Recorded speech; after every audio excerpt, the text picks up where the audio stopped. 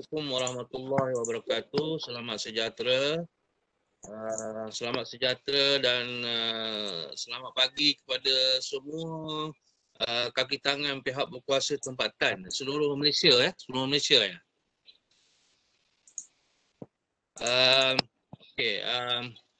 Hari ini saya cuba berkongsi sedikit pengetahuan saya berkaitan dengan Smart Green City Development ni. Saya cuba menggarap sedikit pengalaman saya dalam 30 tahun lebih mengkaji tentang bandar dan perbandaran ni. Jadi saya berasaskan kepada tajuk Smart Green City Development ni. Saya telah berbincang dengan pelajar postdoc saya, Dr. Lim Sembo, apa benda yang nak dibincangkan dalam pertemuan secara online ni. Saya menganggap pertemuan ini adalah untuk berkongsi pengalaman. Mungkin tuan-tuan dan puan-puan lebih berpengalaman daripada saya dia sebagai petugas di barisan hadapan untuk menguruskan pembandaran khususnya di pihak berkuasa tempatan masing-masing . Baik, kandungan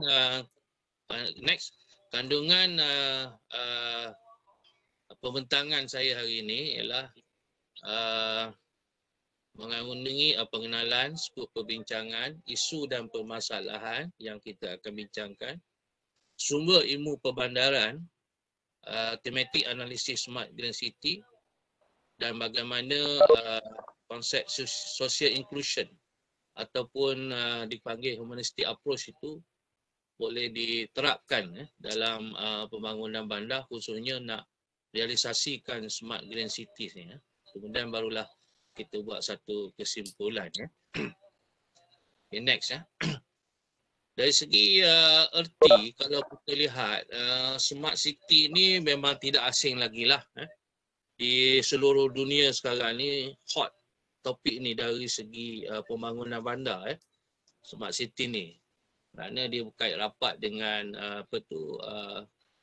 percambahan dan juga gerakan kemajuan ICT di peringkat global, termasuklah munculnya Fourth Industrial Revolution ni. Smart City one of the partial pembangunan 4AR. Jadi dia merupakan satu anjuran konsep pembangunan bandar yang terkini dan juga banyak diamalkan sama ada di negara maju dan juga negara sedang membangun .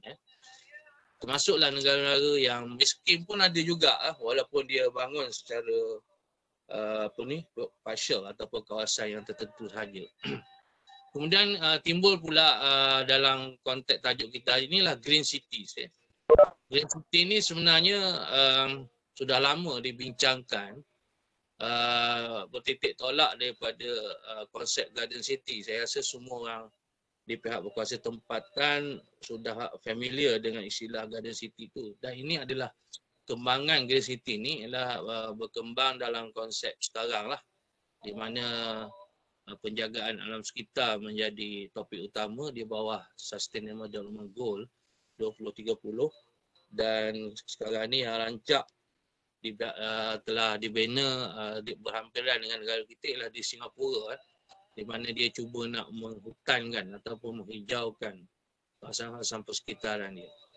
Smart Green Cities, saya rasa ini lebih kepada campuran antara konsep smart itu sendiri dan juga konsep hijau tu dalam konteks pembangunan bandar. Dan kolaboratif kedua-dua konsep tadi menjadilah Smart Green City, di mana kalau kita lihat banyak bandar-bandar pintar yang dibina di seluruh dunia cuba menggabungkan konsep ini, antaranya ialah menyuntik low carbon city itu sendiri dalam amalan dia, di mana antaranya ialah memperbanyakkan penanaman pokok-pokok dan tumbuh-tumbuhan untuk mengurangkan suhu bandar dan juga mengurangkan kemasukan kenderaan ke kawasan pusat bandar, yang menghentikan kejadian ataupun mengurangkan kejadian pulau haba. Okay, next ya. Tetapi dalam topik yang diberi kepada saya rasa saya lebih suka kalau kita membincangkan Smart Green City ni dalam konteks future city itu sendiri. Sebenarnya apa yang kita hendak, apa yang manusia hendak untuk perbandaran masa hadapan. Yang ini yang patut kita fikirkan. Bukan model-model tadi. Model-model tadi adalah alat sahaja, tetapi kita harus melihat lebih ke depan lagi, lebih di luar kotak maksud saya. Apa sebenarnya kehendak penduduk bandar dan bentuk bandar pada masa hadapan. Jadi kita bercakap dalam soal future city ataupun bandar masa hadapan ni, dia tidak hanya berdebat kepada pihak berkuasa tempatan sahaja ataupun agensi kerajaan tertentu sahaja, tapi dia melibatkan pihak-pihak berkepentingan yang lain, yang saya rasa sama harus memainkan peranan. Antaranya ialah penduduk itu sendiri, pelabur ataupun pihak swasta dan juga NGO. Sebab tu kalau kita lihat dalam konteks Sustainable City and Community SDG Goal ataupun matlamat nombor 11 itu, kita lihat bahawa di sinilah titik tolak kenapa Smart Green City itu perlu memikirkan kepada kehidupan bandar pada masa hadapan. Ya, Make City and Human Settlement inklusif, selamat, berdaya tahan dan berterusan, sustainable. Sebab kita tak nak suatu pembangunan kawasan bandar itu boleh menghilangkan sumber-sumber yang ada secara berterusan, sehingga kan kita hanya membina structure, membina bangunan, membina ruang perniagaan, tapi aspek-aspek kemanusiaan itu ada tinggalan dari aspek itu.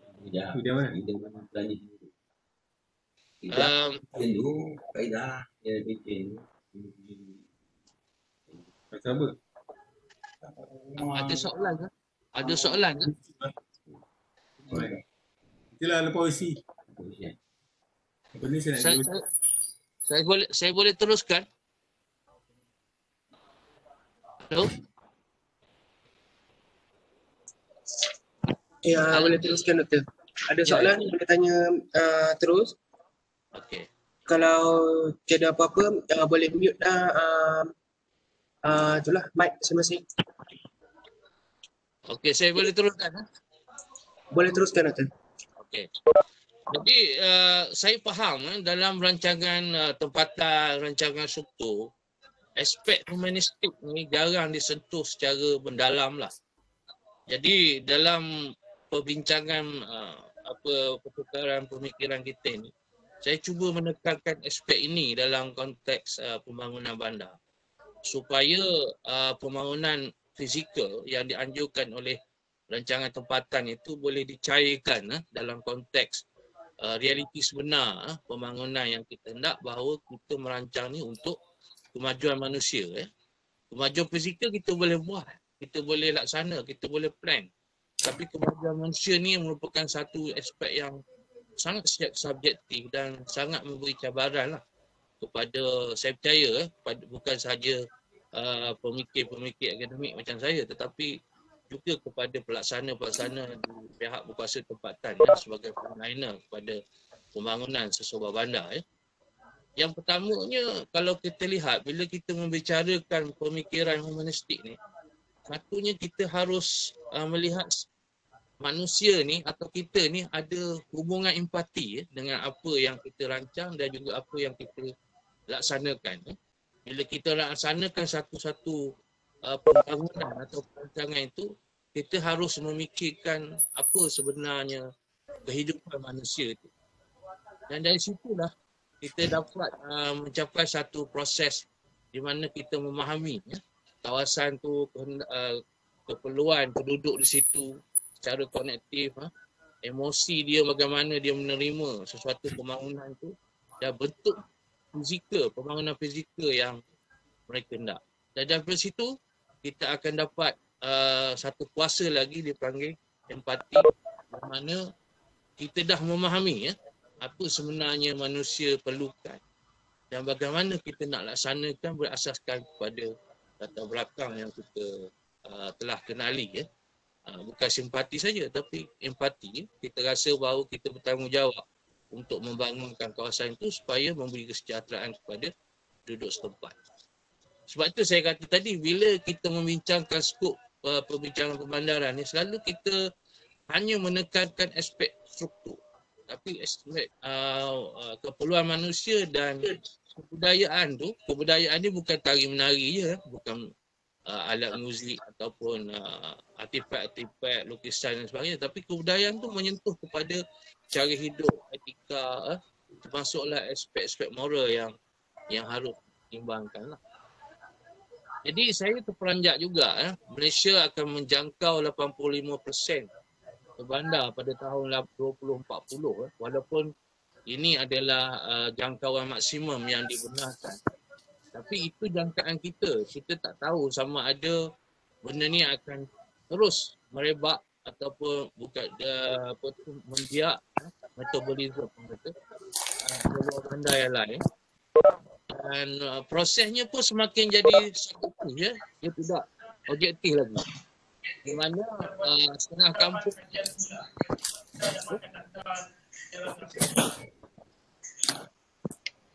lalu ada soalan.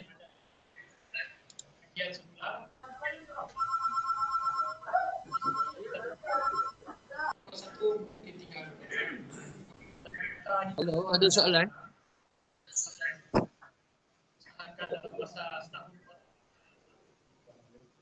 Ada soalan Nah, next. Next. Lagi next. Okey. Saya boleh sambung Macam ada suara pertanyaan tu.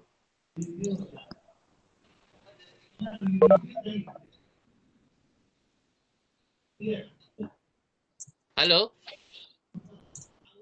Halo Doktor, jalankan je. Saya boleh sambung. Doktor?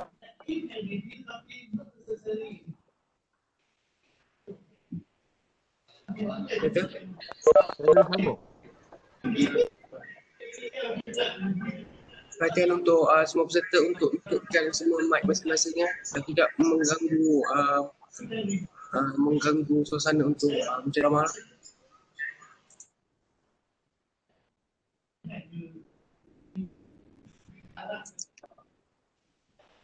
Okey Boleh terus. Okey. Daripada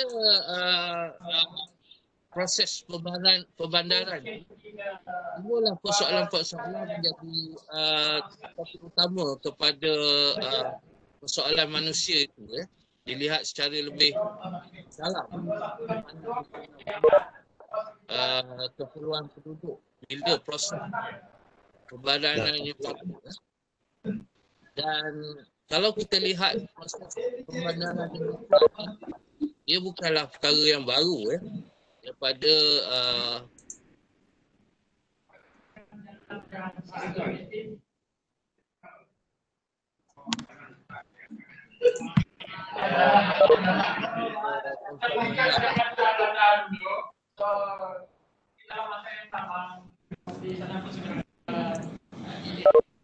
Nelson.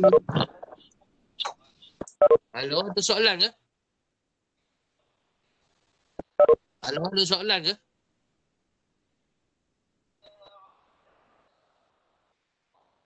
Halo? Okey Doktor, tak ada soalan Doktor. Boleh saya teruskan? Boleh Doktor. Okey. Jadi berasaskan kepada pengalaman saya daripada pengkajian daripada perbandaran Indonesia ni bermula daripada pengisian kemerdekaan sehinggalah sekarang, kita sebenarnya lebih banyak mana pun konsep bandar, tapi isu utama yang yang menjadi penjenamaan bandar yang banyak-banyak itu adalah kita nak sustainkan pembangunan bandar kita di Malaysia ni, and pada waktu yang sama kita nak memenuhi keperluan penduduk bandar pada masa hadapan. Itu sebenarnya yang harus dipikirkan. Maknanya kita kena ada future oriented punya pemikiran, sebab tu dalam planning tu dipanggil forecasting. Forecasting ni bukan satu perkara yang mudah untuk dilaksanakan. Itu saya akui lah dalam konteks perancangan. Sebab itu kalau kita lihat di Malaysia sendiri, trend pertumbuhan penduduk bersama trend perbandaran tu dia selari. Semakin banyak pertumbuhan penduduk, proses perbandaran ataupun perbandaran tu growth pool tu ataupun kita panggil libatkan bandar tu semakin meluas, sehingga kita terpaksa next. Sehingga kita terpaksa next tolong. Okey, kita terpaksa limitkan proses perbandaran kita sehingga 85% saja. Sebenarnya dalam konteks ini di Korea sendiri kalau kita lihat, dia tidak begitu. Dia cuma dah bagi 2 zon. Dia tak panggil bandar, luar bandar. Dia panggil cities dan juga kawasan hijau. Kawasan hijau ni tidak semestinya kawasan hijau itu tidak terbandar. Tetapi kawasan hijau ni dijaga untuk memastikan bahawa konsep hijau tu dilaksana. Antaranya ialah konsep hijau sendiri memberi manfaat kepada penduduk bandar, di mana kawasan hijau tu sendiri adalah tempat pengeluaran makanan bagi penduduk-penduduk bandar. Itu di Korea. Dia tidak pakai konsep bandar luar bandar. Dia pakai kawasan city dan kawasan hijau. Jadi dengan cara begitu, kita tak, dualism yang dimasukkan di situ adalah dari aspek fungsi pada masa hadapan. Kita tidak lihat dari segi kasta, oh ni bandar, ini luar bandar, tak. Tapi dilihat saling membantu antara satu sama lain. Sebab tu timbul istilah yang dipanggil urban tu, rural urban. Tapi di Korea tu dipanggil city dan green area. Saya tidak bermaksud apa yang kita buat ni salah, tapi kita nak betulkan minda kita supaya luar bandar tu sebenarnya ada peranan pada kawasan bandar untuk jadikan kawasan green city tu dapat dilaksanakan bersama, sama ada di kawasan bandar ataupun di luar bandar. Next. Jadi kalau kita lihat kepada isu dan permasalahan bandar, jelas di sini kalau kita lihat dari segi fizikal memang menjadi isu utama. Sebab ini di bawah di bawah Plan Malaysia. Dan isu yang berkaitan dengan manusia agak kurang disentuh kerana mungkin kita ada jabatan-jabatan yang tertentu yang melihat perkara ini. Tapi tidak semestinya dalam konteks Smart Green City kita tak boleh kaji apakah aspek kemanusiaan itu. Misalnya dalam macam mana Smart Green City itu boleh membantu dalam meningkatkan kos sara hidup di bandar-bandar dan juga memelihara kesejahteraan penduduk dari segi kehijauan dan sebagainya. Okay, next.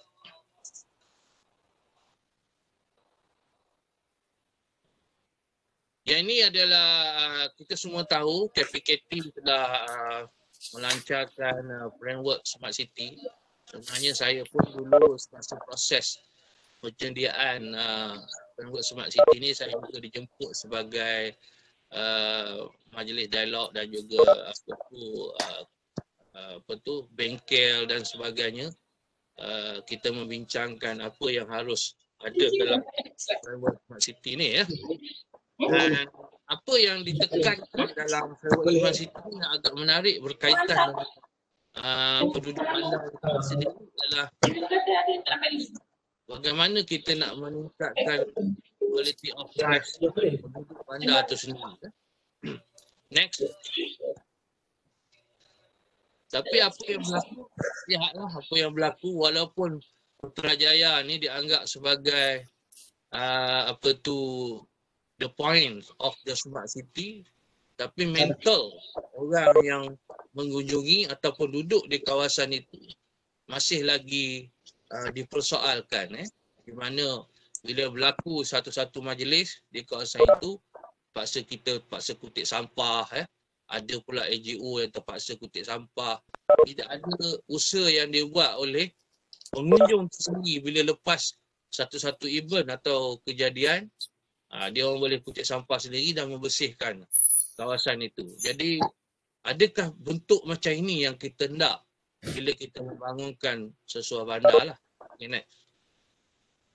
Jadi dalam jadi dalam kalau kita lihat masalah utama yang dibincangkan oleh Smart Cities World, sebuah pertubuhan mengenai kajian tentang Smart City ni, dan Philip, dia mendapati bahawa dua persoalan utama yang sangat besar selain daripada sistem Smart City itu, apa data sharing ataupun big data dan sebagainya, ialah bagaimana kita nak mendidik manusia yang tinggal di situ dan juga memberi perkhidmatan yang terbaik kepada mereka.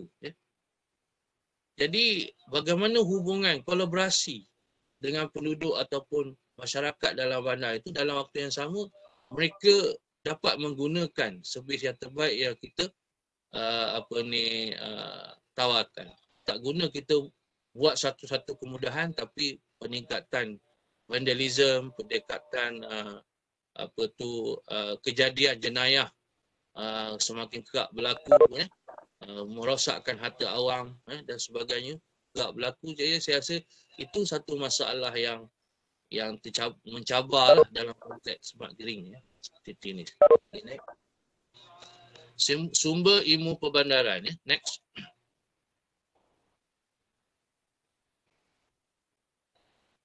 Sumber ilmu perbandaran next. Okey, terus kepada Raja tu. Okey. Baik. Daripada pengalaman selama saya buat kajian di Malaysia ni yang berkaitan dengan perbandaran ni, sebenarnya bila dibaca jurnal-jurnal yang ditulis bila saya baca garis panduan yang ada, kita ada 4 sumber utama dari aspek sumber kita merancang pembangunan bandar ni.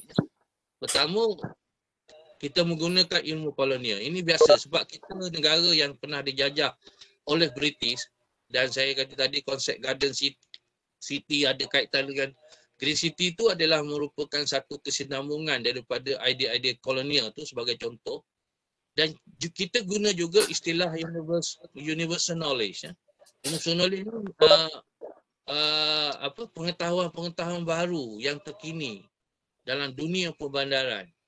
Mungkin dianjurkan oleh United Nations, dianjurkan oleh World Bank dan sebagainya yang kita guna pakai. Ini terjemah daripada laporan-laporan yang telah dibuat oleh UNDP, laporan-laporan yang dibuat oleh beberapa badan-badan OECD misalnya, mengaitkan Malaysia bagaimana kedudukan bandar Kuala Lumpur ataupun bandar-bandar yang mereka pilih, yang mereka kaji di kawasan Malaysia. Kemudian ada juga menggunakan ilmu kearifan lokal. Di mana kalau kita lihat ada setengah-setengah local government menyuntik dalam rancangan tempatan dia itu bagaimana ilmu-ilmu yang ada di sekeliling kita yang mungkin juga diwarisi oleh datuk nenek kita dulu dikekalkan. Misalnya dari segi pengetahuan kita tentang alam, macam mana kita nak mengekalkan alam kita itu supaya sentiasa kekal dengan naturalism dia. Sebenarnya bila kita katakan kita buat hijau, memelihara tumbuh-tumbuhan dan sebagainya itu, sebenarnya kita mengekalkan ilmu sejak tahun 1993. Tengah buat dia habis ni. Sakit kepala ni aku ni. Ini dia untuk siapkan Tak pijak aku deh. Ada gangguan ke?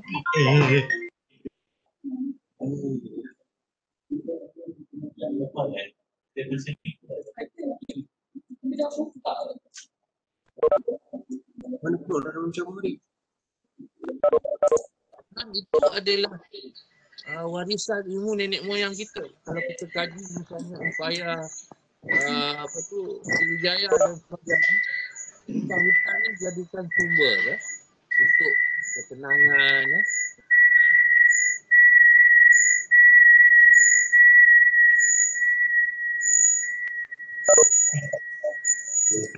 Benda peserta menggunakan mic masing-masing. kita cuba mengekalkan ataupun kita cuba menyuntik elemen-elemen Islam dalam konteks perancangan kita. Contohnya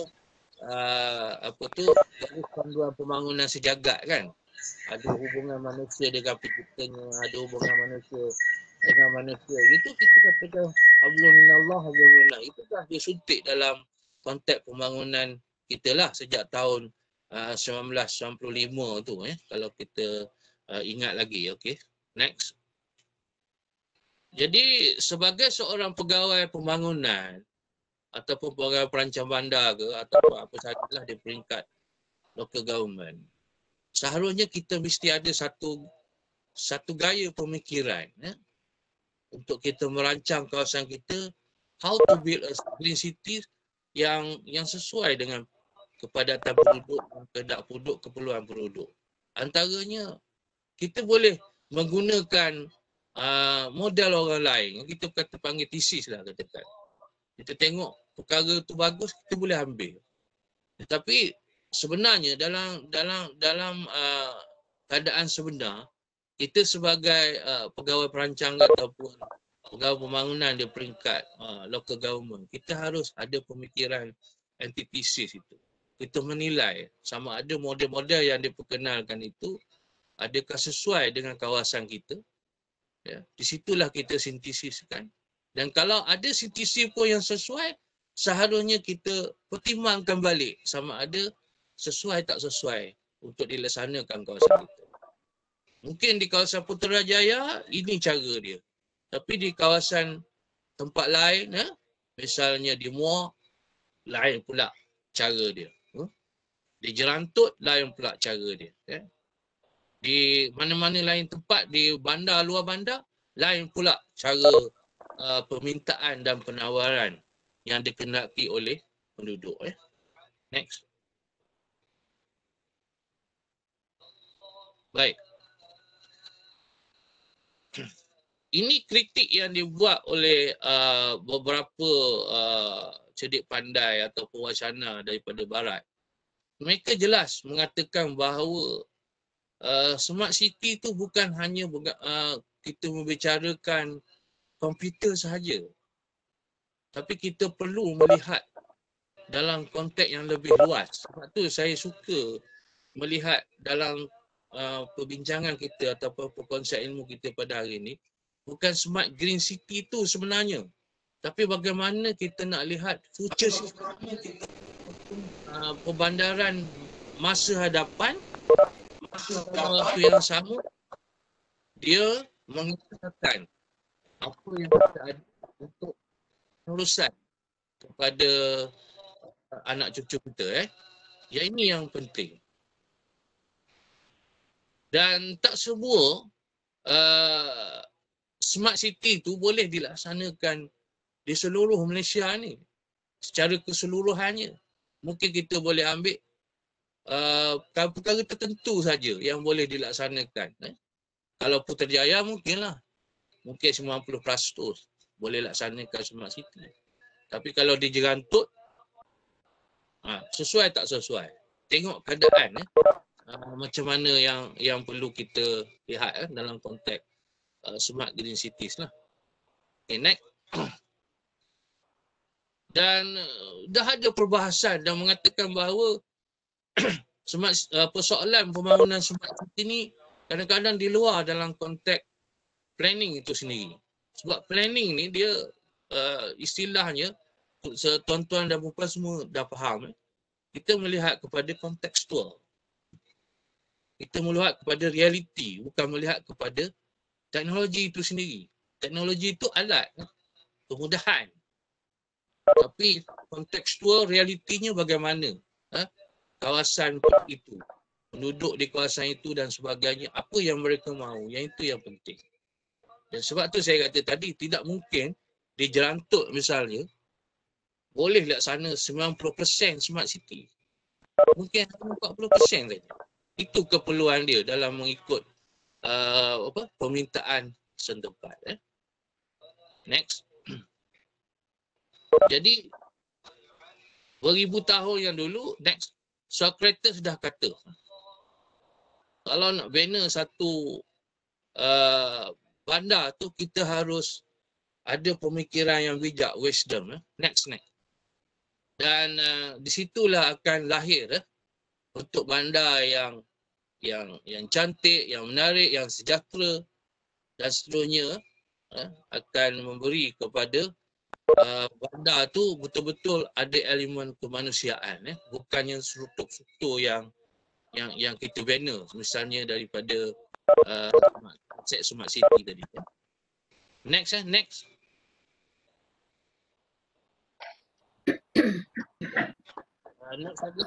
Sama juga Plato, anak murid kepada Socrates, kalau kita lihat, dia sendiri berpendapat bahawa kepentingan pembangunan sebuah bandar itu kerana manusianya itu.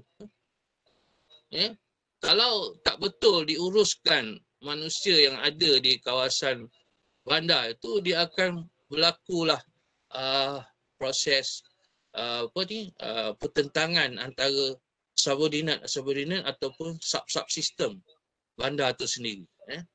Kalau misalnya dibina di kilang, bukan zonnya, dah tentu akan mengacau ganggu kepada pertempatan dan juga orang yang ada di situ.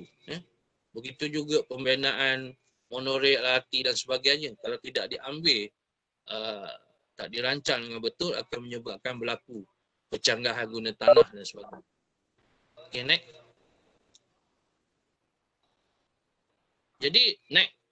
Jadi kalau lihat kepada Machiavelli, dia seorang thinkers of politik, tak kira lah politik negara atau politik bandar itu sendiri, menunjukkan bahawa setiap sub-sistem termasuk subordinate citizen bandar itu sendiri mempunyai peranan untuk membangunkan bandar itu. Kita selalu mendengar next tolong apa ni, next lagi. Kita selalu dengar Machiavelli ni selalu menganjurkan menghalalkan cara. Sebenarnya ada lagi idea-idea baik yang cuba digagaskan oleh beliau. Antaranya ialah bila politik bandar itu berjalan secara tak langsung, setiap subordinate citizen itu akan perlu diberi peranan untuk membangunkan bandar itu sendiri. Bukan hanya sebagai penerima pembangunan atau penonton pembangunan atau penduduk yang pasif, tapi dia harus aktif dalam pembangunan bandar itu. Okay, next. Next lagi. Okay. Dari segi sejarah Malaysia Smart Green City dan juga branding jenama-jenama bandar ni, saya rasa sepanjang saya terlibat dengan studi ataupun kajian tentang pembandaran Malaysia ni, kita telah banyak menempuh macam-macam penjenamaan bandar. Kadang-kadang kita pun pening, beralih menteri, beralih kerajaan, akan diperkenalkan sistem ataupun konsep bandar-bandar yang baru. Dari segi positifnya baguslah, sebab kita banyak idea, banyak pilihan kita nak buat. Tapi yang pening, saya rasa lah, yang pening kepala ialah pelaksana. Dan juga penerima pembangunan itu. Kadang-kadang tak sampai 5 tahun dah berubah konsep bandar ni. Kalau kita lihat di sini, boleh next. contohlah saya ambil ya, saya bukan nak kata ni tak betul, tapi saya kalau boleh berkongsi, kalau ada orang MPF ni, Majlis Permandangan Selayar dan Cyberjaya ni, saya nak bertanya lah. Kalau tengok di sini, garis panduan pembangunan Mampan Sepang ni, lalu banyak konsep elemen bandar yang dibangunkan. Jadi bagaimana manusia yang tinggal di situ, dia nak bersekali ataupun bersama-sama nak bangun yang mana satu? Nak bangun bandar selamat ke, nak bangun bandar pintar ke, nak bangun bandar rendah karbon ke? Jadi ini merupakan satu hidangan ataupun plan yang saya rasa susah untuk diterjemah di peringkat penduduk lah. Sebab kita nakkan penduduk sebagai aktor utama untuk membangunkan bandar kita. Tak jadi kalau setakat 500 pegawai local government nak control about 400-200,000 people dengan 3-4 konsep ni. Sebab kita perlukan kepakaran, kita perlukan bajet dan sebagainya. Jadi kalau ada pegawai daripada Majlis Bandaran Syariah dan Cyberjaya yang menonton hari ini, bolehlah bagi pendapat selepas saya bagi penjelasan ni lah. Kita boleh kongsi bersama macam mana dia laksanakan benda ni. Saya tak kata benda ni salah, tapi saya nak bertanya macam mana kalau menjadi kita nak berkongsi pengalaman dan juga macam mana kita boleh laksanakan di lokal-lokal government yang lain. Okay, next. Ini adalah perkenalan berkaitan dengan Smart City Framework tu. Sebenarnya dalam beberapa convention dan juga fokus group, saya selalu mempersoalkan di mana adakah kita nak dahulukan teknologi ataupun manusia dalam konteks ini, bandar pintar. Dan saya selalu bertanya di mana peranan manusia itu dalam pembangunan bandar pintar dan juga pembangunan green city tadi. Adakah ICT itu dapat menyelesaikan masalah bandar yang ada seperti mana yang saya bincangkan sebelum ini? Ini harus dipersoalkan. Dan kalau kita lihat secara langsungnya, manusialah sendiri yang dapat menyelesaikan masalah setempat dia. ICT ni hanyalah alat-alat. Kalau kita ada smart governance pun, kalau kita ada smart ekonomi pun, tapi kalau manusia tidak diberi peranan dalam pembangunan bandar pintar ni, saya rasa merupakan satu cabaran yang besar lah untuk kita capai objektif-objektif yang telah dinyatakan. Okay, next. Dan di situ kalau kita buat Smart City Framework ni, kita hanya menentukan kepada sistem bandar tu sendiri dan governance. Termasuklah teknologi, digital innovation, infrastruktur dan sebagainya. Tapi dalam waktu yang sama, bila kita buat kajian, ada orang tak pandai pun nak guna komputer, nak gunakan internet. Nak pergi ke laman web tertentu yang memberi faedah kepada dia dan sebagainya.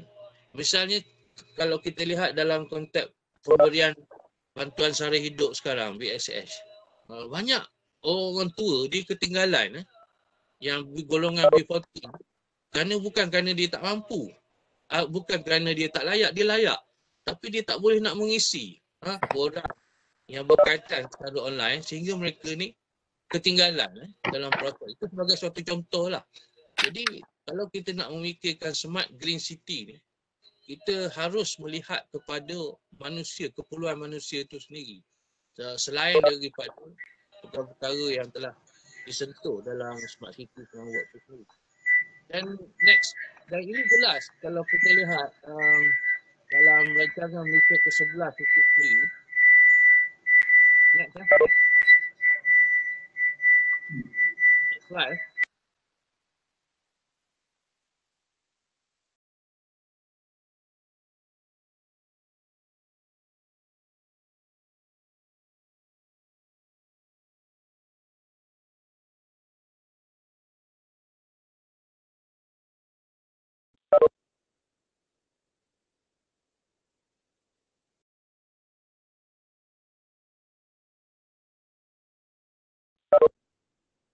konteks pembangunan bandar abad yang ke-21 ni lah. Tengok next.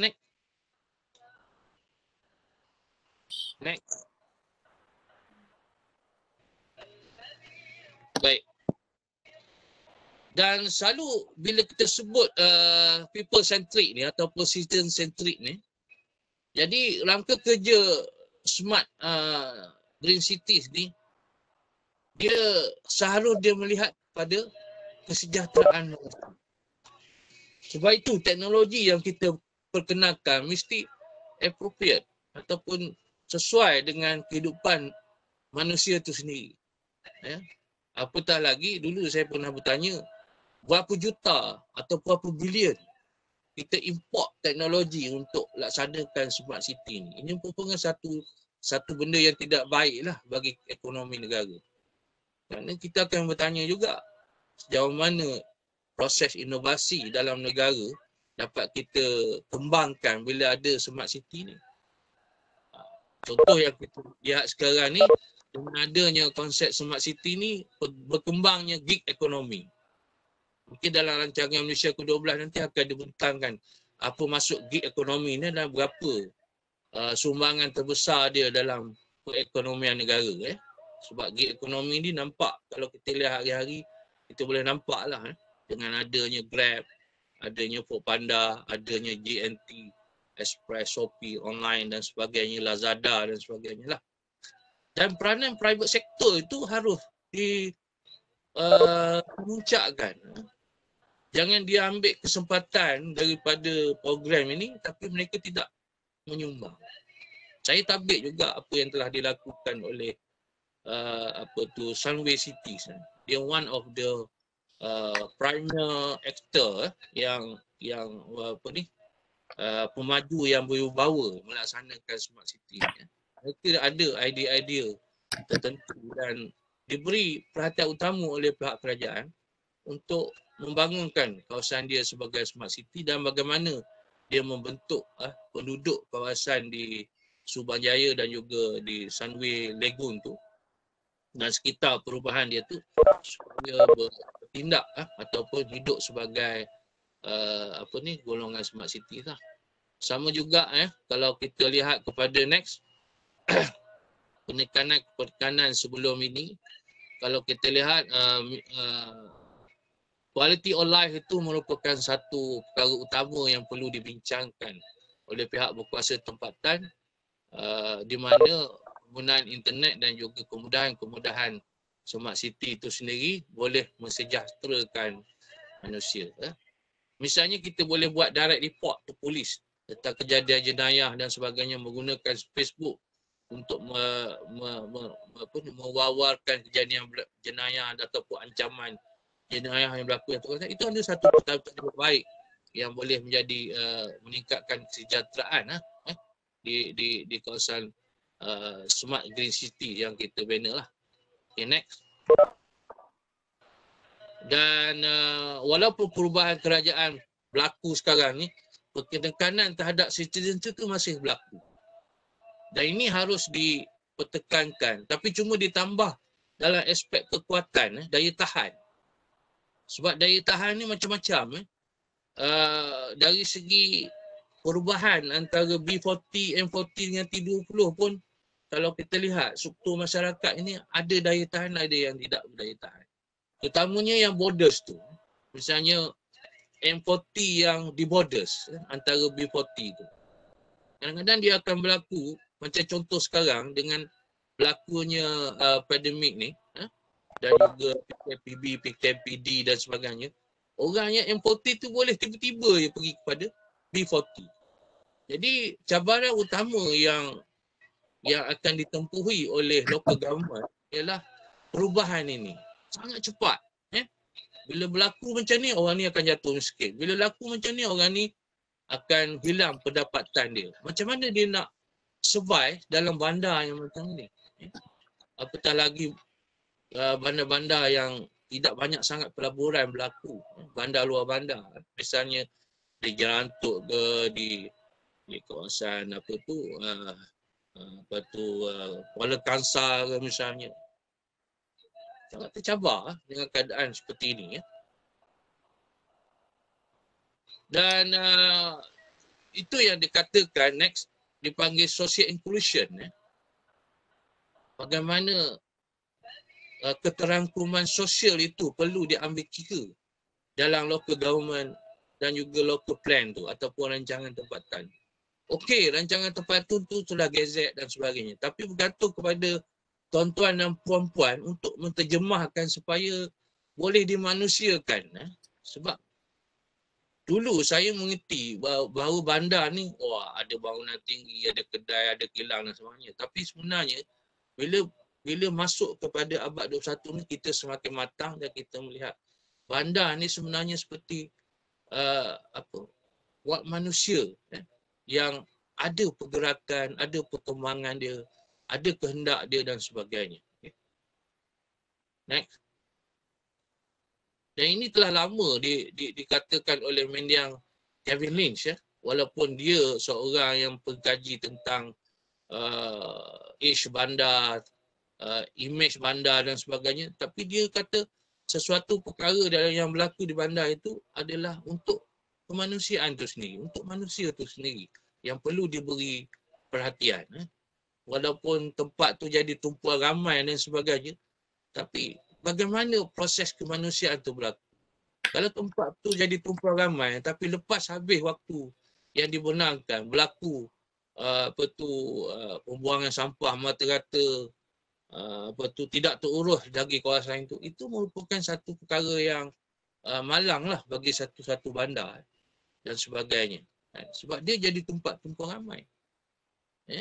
Misal kisah di Putrajaya tadi, itu belum lagi ada berita-berita nakal yang dikeluarkan oleh misalnya penyiaran daripada luar negara dan sebagainya. Dia kata ini smart city, tapi lepas berlaku apa-apa event, tengok apa yang berlaku, sampah sarap dan sebagainya. Jadi dalam konteks apa yang perlu kita fikirkan untuk menyuntik konsep social inclusion dari aspek humanistik ni, ialah kita fikirkan bagaimana future smart city yang kita nak bangunkan. Selain daripada kehijauan dan sebagainya.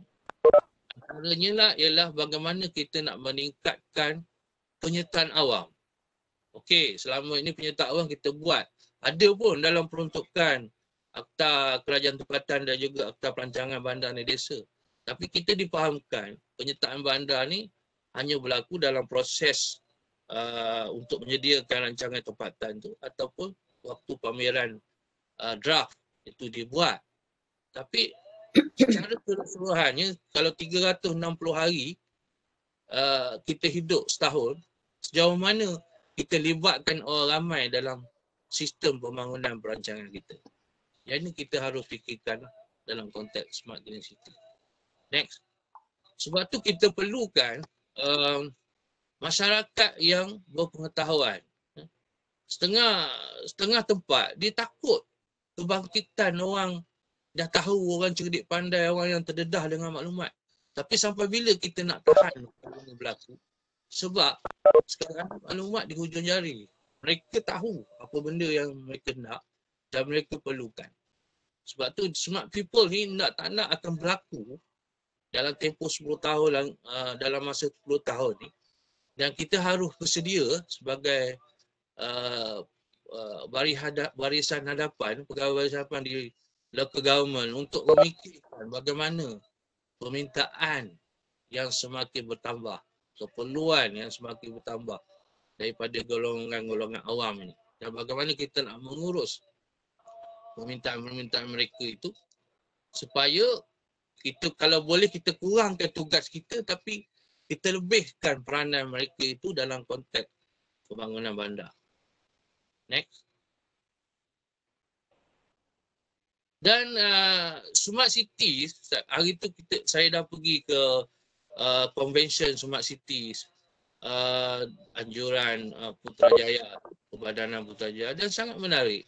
Dan saya selalu katakan, okeylah, that is Putrajaya, you are the best town yang dapat perhatian, city yang dapat perhatian kerajaan. You more inject money for you to develop a smart city. Tapi apa yang berlaku di Jerantuk misalnya, mereka mampu ke? Kalau tak mampu, macam mana cara nak bangunkan?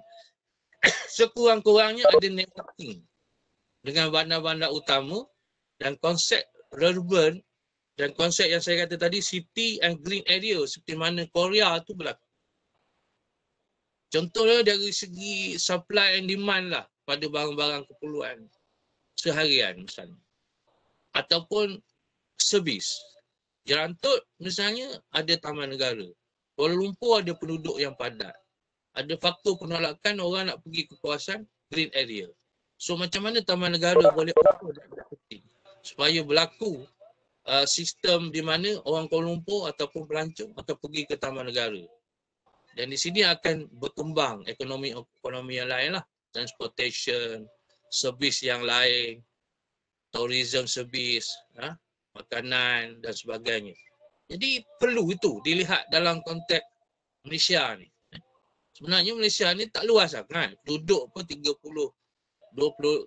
juta lebih kurang Jakarta, Bogor dan juga Tangerang je. Bukan seluruh Indonesia pun. Jadi kita boleh handle perkara ni supaya akan berlaku proses di mana walaupun Putrajaya tu the best of smart city, tapi kecairan smart city tu berlaku juga misalnya di Jerantuk. Dan di sini kita kena ada political will lah. Dan perlu kerajaan-kerajaan negeri memberitahu pada kerajaan persekutuan sepatutnya ada satu grant tertentu yang boleh local government yang terpencil ni sama-sama boleh bangun one of two portion yang berkaitan dengan smart city. Terutamanya misalnya smart governance tadi.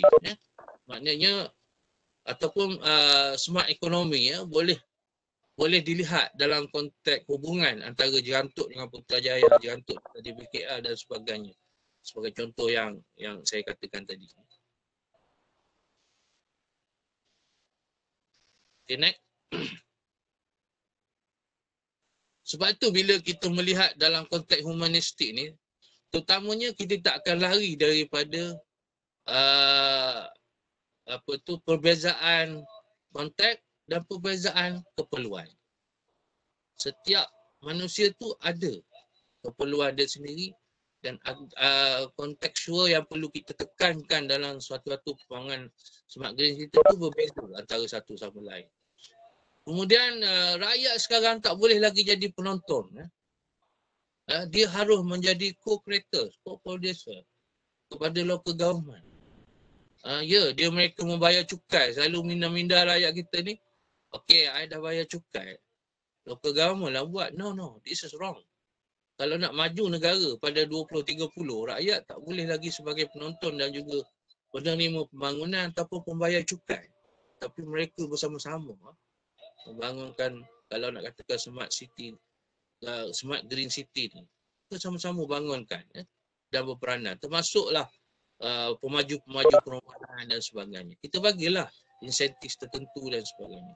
Ini memerlukan satu kekuatan, mungkin dalam bentuk political will, mungkin dalam bentuk social will people tu sendiri, bagaimana mereka bergerak untuk memajukan sama-sama bandar tu.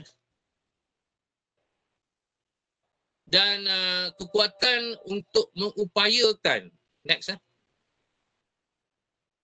mengupayakan pegawai-pegawai yang variasian hadapan ni perlu. Sebab tu IKPKT kena ada kursus-kursus yang berkaitan dengan macam yang sekarang kita buat lah. Bukan hanya sekadar ceramah dan sebagainya. Tapi ada juga program benchmark misalnya. Tak apalah, kita minta lah peruntukan tu daripada kerajaan persekutuan dan sebagainya untuk tengok. Untuk bagi latihan pada pegawai kita ni supaya mereka berupaya untuk menerima proses perubahan konsep bandar ni daripada organik tadi kepada smart city, smart green city dan sebagainya. Barulah boleh mereka ni sustain dalam penerimaan smart green city ni. Kalau tidak, dia akan jadi projek touch and go gitu saja, bukan projek yang berterusan dan sebagainya lah. Okay, next. Okay, seperti mana yang saya katakan tadi, Islamik dah dalam konteks Islamik dia dah melihat salah satu pembangunan bandar ni dia dah futuristik. Saya telah membaca ataupun mengkaji kitab On the Puppet State ni ataupun negara kita panggil negara the ideal state ni. Sangat menarik bagaimana Al-Farabi ni seorang ahli falsafah, dia membayangkan manusia pada masa hadapan pencenderungan dia terhadap persekitaran tu sangat tinggi. Dan gaya mereka bersosial itu ialah dengan political will. Dan dia menggambarkan satu kuarter tu adalah satu keseluruhan. Semacam mana tubuh. Kalau orang kata kalau dalam dunia Melayu ni, cubit perut kiri, perut kanan pun terasa. Kan? Sakit. Jadi dia lihat struktur bandar ni saling berhubungan antara satu sama lain. Memang kita tak payahlah dulu telah timbul konsep-konsep perancangan, misalnya perancangan yang menyeluruh, kan? Comprehensive planning, systematic planning dan sebagainya. Itu adalah menunjukkan bahawa kita memahami bahawa bandar itu dia macam organisme, berkaitan antara semua. Kerana bandar itu mesti ada pengetahuan yang berterusan, proses berilmu pengetahuan berterusan.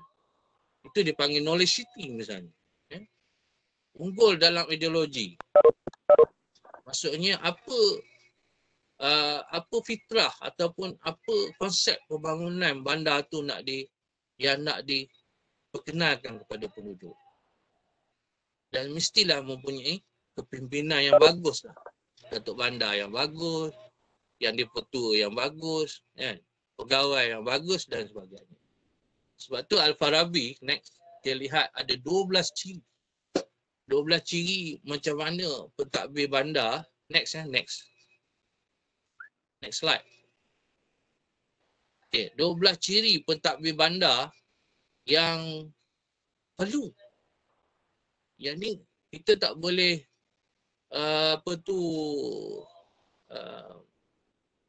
pandang enteng perkara ini ataupun pandang mudah antara 12 ni. Kalau rasuah berlaku dalam sesuatu local government tu, saya percaya bahawa apa yang diplan dalam rancangan tempatan tu tak akan menjadi. Kalau campur tangan politik yang begitu kerap berlaku dalam perancangan bandar itu, saya rasa tak pun menjadi. Kita kena ada timbal balik ataupun check and balance dalam konteks ini. Peranan ahli majlis macam mana, peranan yang dipetua macam mana, peranan pegawai macam mana. Saya pernah bertugas lah di satu majlis daerah selama tak lama setahun. Kita faham apa peranan kita sebagai pegawai, memberi advisor ataupun nasihat dalam konteks majlis daerah, macam mana kita nak laksanakan kawasan kita tu supaya membangun dengan lebih baik dan sebagainya. Betul, memang ada campur tangan politik tu. Tapi kadang-kadang bila kita bagi satu penjelasan yang ada bukti, ada menunjukkan fakta-fakta tertentu, mereka ni cara tak langsung akan menerima apa yang kita buat dan sebagainya. Okay, next. Begitu juga Ibn Khaldun 100 tahun selepas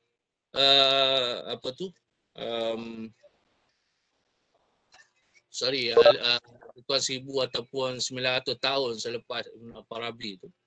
Kalau kita lihat dia mencirikan 10 jenis keperluan dalam bandar, keselamatan, kesihatan, kebersihan, kemudahan, accessibility, infrastruktur, bangunan yang affordable, industri untuk bekerja, dan juga bekalan makanan, food security. Sebab tu tadi Korea saya kata, dia kata ada kawasan city, ada kawasan green area. Dengan tujuan apa? Dengan tujuan bandar tu selamat dari segala-galanya, hatta dari segi pembekalan makanan. Sebab negara Korea Selatan ni sebenarnya negara perang. Walaupun dia dah dia ada sebenarnya penghentian perang antara Korea Utara dengan Korea Selatan tu tak ada perjanjian yang jelas. Dia bila-bila masa saja peperangan akan tercetus. Dan malah jeneral peperangan di Korea Selatan itu adalah orang Amerika, bukan orang Korea Selatan. Bukan jeneral daripada Korea Selatan, tapi jeneral daripada Amerika. Kalau mereka tak jaga perkara ni, ke 10 perkara ni akan mengancam kota Seoul dan juga kota Busan, dua kota yang terbesar di Korea Selatan, termasuklah kota-kota yang lain. Jadi dalam Smart Green City ni, saya rasa 10 perkara ni perlu dipikirkan dalam konteks kehidupan manusia lah. Sebab dia akan memberi kepada fitrah, sesuai dengan fitrah kehidupan manusia di kawasan yang kita takbir. Jadi baru-baru ini, next, kita sibuk dengan 4th Industrial Revolution. Dan Schwartz, orang yang menganjurkan daripada World Economic Forum ni, Karl Schwartz, dah menunjukkan bahawa ada 4 perkara yang sangat penting dalam humanistic approach ni. Pertama, bagaimana kita nak membentuk pemikiran manusia itu. Yang kedua, dari segi emosi dia, kalau bandar tu bagi tekanan yang begitu banyak akan menyebabkan berlaku misalnya tekanan sosial, tekanan perasaan dan sebagainya, sehingga banyak orang gila, orang bunuh diri dan sebagainya. Dan juga kekuatan dalaman. Ini semua bergantung kepada pegangan, faith. Orang kata iman.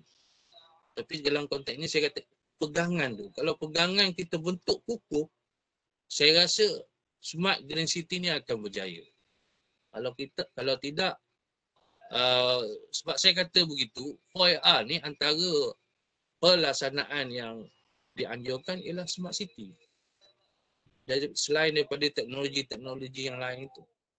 Jadi kalau 4 perkara ni dibentuk oleh local government kepada manusia ataupun citizen ataupun rakyat ataupun penduduk di kawasan perbandaran ni, ada program-program di bawah local government anda semua, saya rasa banyak perkara masyarakat boleh diselesaikan dalam waktu jangka pendek dan juga jangka panjang. Next. Sebab itu, kalau kita lihat beribu tahun dulu, next Aristotle dah lihat perkara ni, bahawa masyarakat tu dia ada sistem-sistem dia, dan sistem itu seharusnya dibina dengan kepintaran, kecerdikan, pendidikan dan sebagainya. Supaya manusia itu dapat mengupayakan dan tinggal dalam bandar itu dalam keadaan sejahtera dan aman. Dan mereka tahu peranan mereka itu dalam konteks subsistem bandar itu. Next. Next.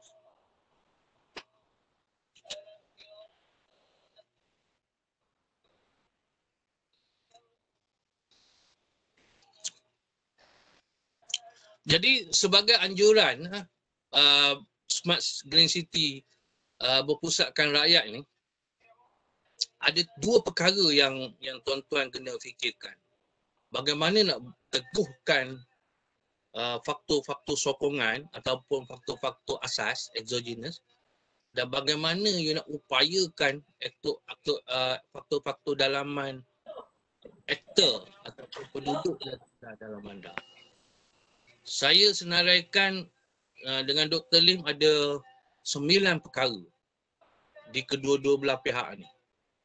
Dan tuan-tuan boleh tambahlah, mungkin boleh lepas ni nak tambah, saya terima hakikat itu. Antaranya dalam konteks exogenous ni, sistem perancangan, institusi, kemudahan, pentadbiran dan sebagainya, perlu ada fokus keperluan rakyat.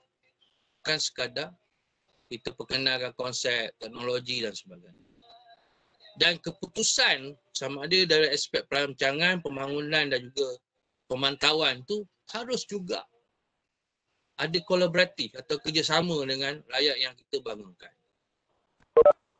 Dan kita banyak perkara kita harus belajar daripada pengalaman rakyat setempat kita dalam apa-apa hal pun.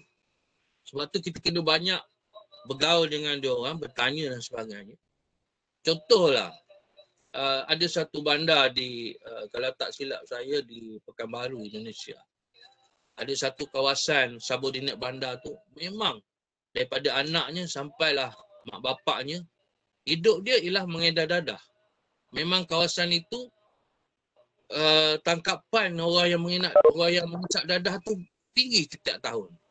Akhirnya digazetkan kawasan itu kawasan yang memang bermasalah dari segi penyeludupan, pengedaran dan penghisapan dadah. Tapi wali kota yang baru, dia buat satu cara, ialah memberi pertumpuan pada kawasan itu dan memberi kebenaran kepada da'i-da'i ataupun pendakwah-pendakwah ni membentuk masyarakat itu. Supaya mereka ini tidak lagi tergantung kepada ekonomi dadah tadi. Berhenti daripada menagih dadah, berhenti daripada mengedar dadah dan sebagainya. Kalau tidak, dalam satu keluarga tu daripada anak yang kecil tu pun boleh mengedar dadah. Sampailah ke mak bapaknya. Tapi boleh diubah. Kerana kita faham dengan rakyat kawasan tu macam mana dia nak dan sebagainya. Jadi kita alihlah daripada ekonomi pengedaran dadah, berkonsepkan dadah tadi, kepada ekonomi mandiri. Misalnya jual kerupuk, buat kedai runcit, kerja kedelai, lepas tu berdagang secara di tepi-tepi jalan dan sebagainya. Jadi cara tak langsung mengubah sistem masyarakat itu sendiri.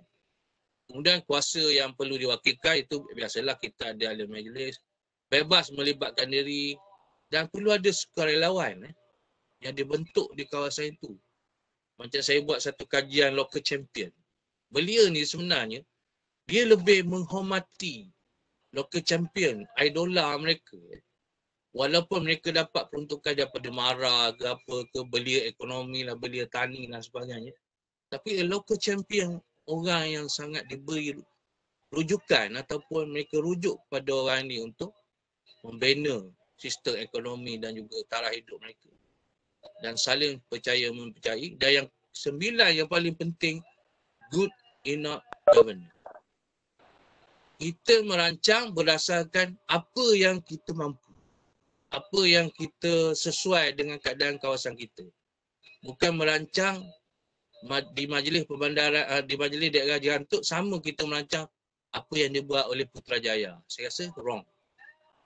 Kita mesti tengok, okey, Jerantuk apa benda yang diperlukan. Sebenarnya benda yang perlu disuntik dalam Smart Green City ni. Baru kita boleh laksana. Kalau kita buat ukuran di Putrajaya, sampai bila kita tak akan capai. Sebab kita tak tahu sebenarnya keperluan penduduk yang dikenaki oleh mereka lah. Dan umpayakan endogenous ni merupakan satu bukan tugas yang mudah lah. Yang ini perlu ada satu unit lah. Misalnya di mana-mana majlis pembandaran atau majlis dipanggil unit pembangunan masyarakat. Mereka ni lah akan membentuk supaya penduduk-penduduk ni boleh dibangunkan 9 perkara ni mungkin dalam masa yang singkat ataupun masa yang agak panjang atau sederhana, bergantung kepada program yang hendak dijalankan. Sebenarnya macam pengalaman saya lah, saya lihat misalnya di New York City dan sebagainya, bandar-bandar besar lah, Tokyo dan sebagainya. Bila kita dapat taklimat daripada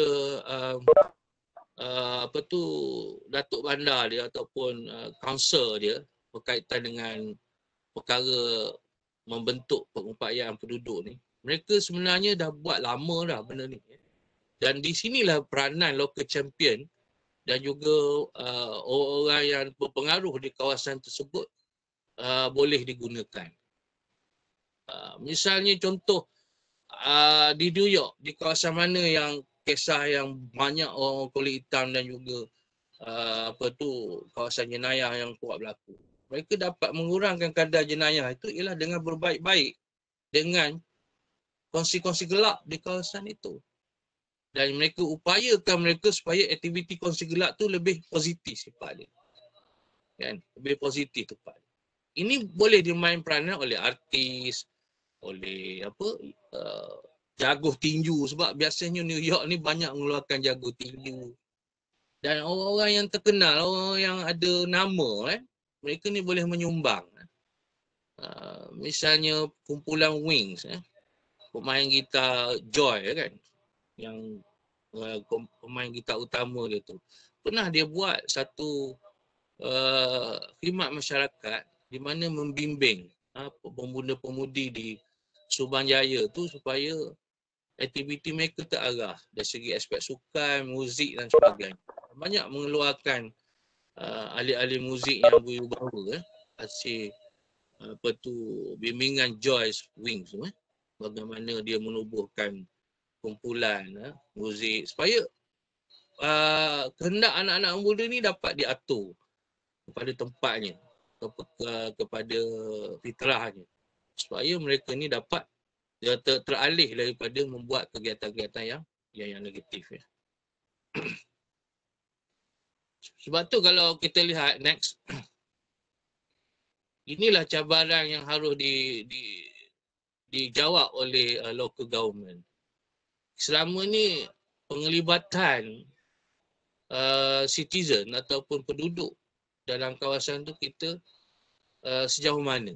Adakah kita hanya memberi kepada kuasa-kuasa yang ada, misalnya ahli majlis saja, tapi bagaimana dengan penduduk secara keseluruhannya dari segi penglibatan?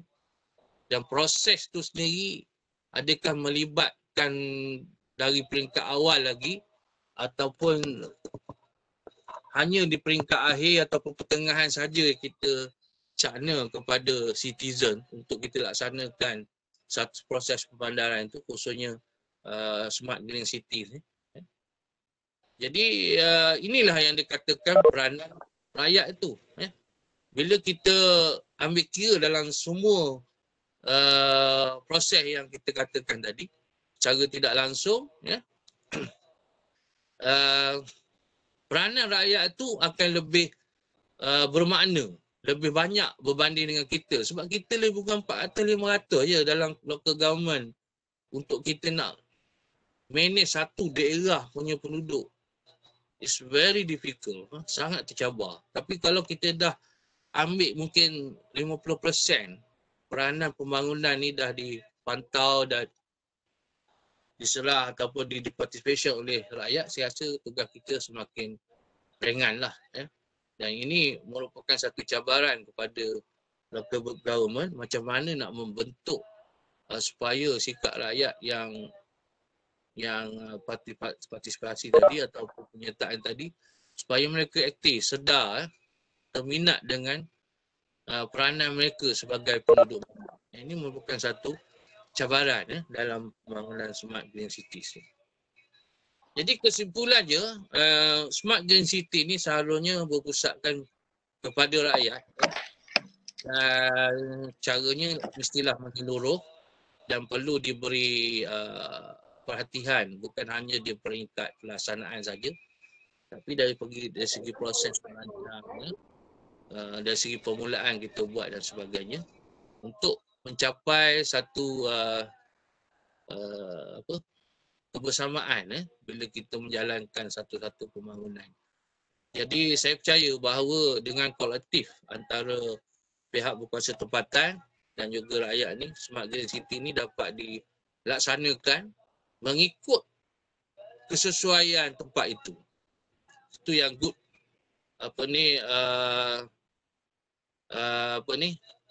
yang saya cakap tadi, maknanya satu kawasan liar yang berpatutan, good enough governance.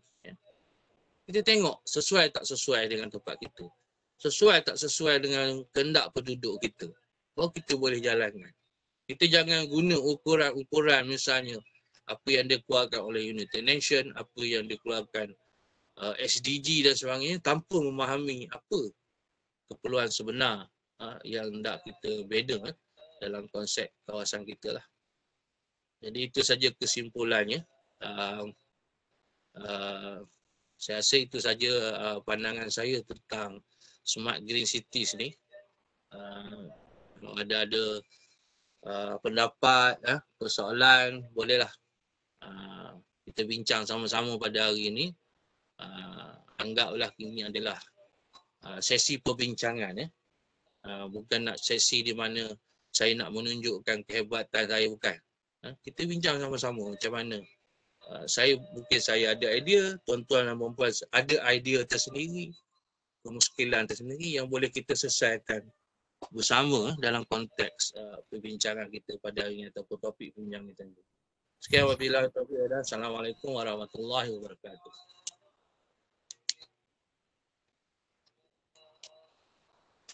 Halo, ada soalan? Doktor? Ya. Boleh dengar Dr. Jaludin? Ya. Doktor, saya daripada Jabatan Perancang Bandar Wilayah Negeri Sabah. Nama saya Alif.